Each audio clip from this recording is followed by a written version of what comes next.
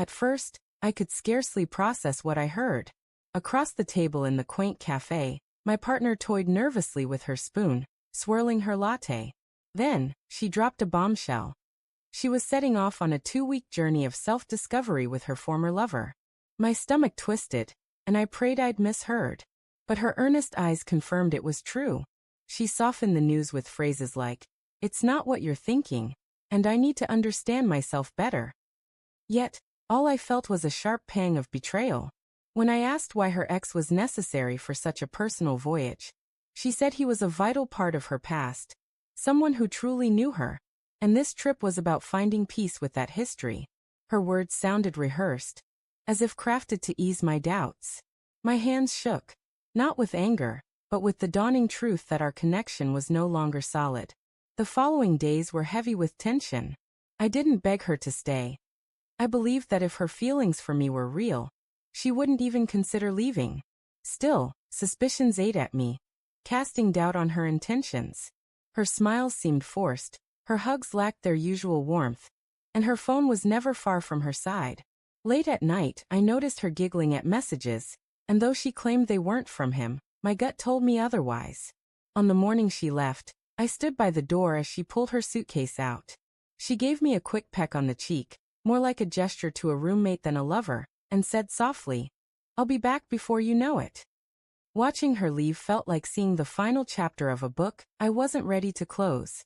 My heart ached, but I resolved not to contact her while she was gone. If she truly valued me, she'd reach out.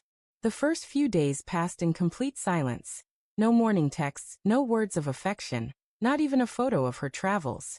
Meanwhile, I tortured myself by checking her social media, where she posted nothing. But her ex was active, sharing pictures of breathtaking hikes, vibrant sunsets, and cozy dinners. Images where she wasn't visible, yet I felt her presence.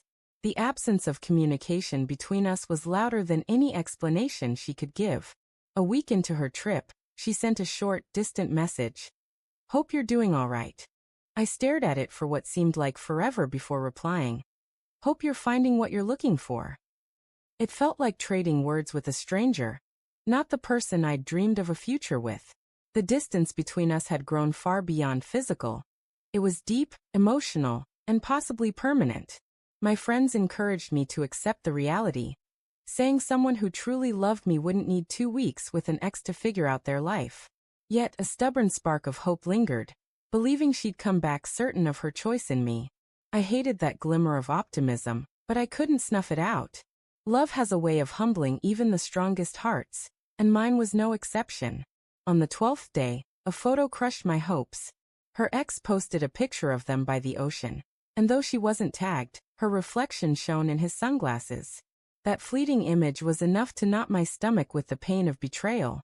I didn't text her or demand answers. Instead, I started packing her belongings into boxes, each item a silent acceptance of our end. When she returned, dragging her suitcase through the door, she acted as if everything was the same. She hugged me like she'd just come back from a short workday, saying brightly, "You won't believe how much I learned about myself on this trip." I didn't hug her back. Instead, I pointed to the boxes stacked in the corner. Her smile wavered, and for the first time, doubt crossed her face. She fumbled through excuses, claiming the trip was purely for self-reflection, that nothing romantic occurred, that she was only searching for her true self. But the weeks of silence, the vague photos, and her clear happiness in his company told a different tale. I told her I hoped she'd found what she was looking for, because our relationship was finished.